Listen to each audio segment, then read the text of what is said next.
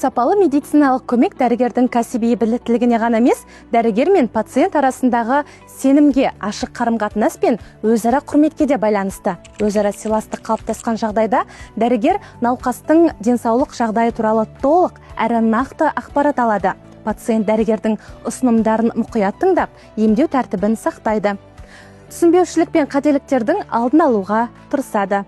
Емдеу нәтижесіне тиімді әрі жылдам қол жеткізіледі. Науқастың денсаулығына алаңдап, қобалжуы бұл табиғи жағдай, ал күн сайын дәрігер көптеген пациентті қабылдап, әрбір медициналық шешім үшін үлкен жауапкершілік арқалайды. Сондықтан сабырлы диалог пен өзара құрмет екі тарапқа да ортақ мақсатқа, денсаулықты жақсартуға көмектеседі.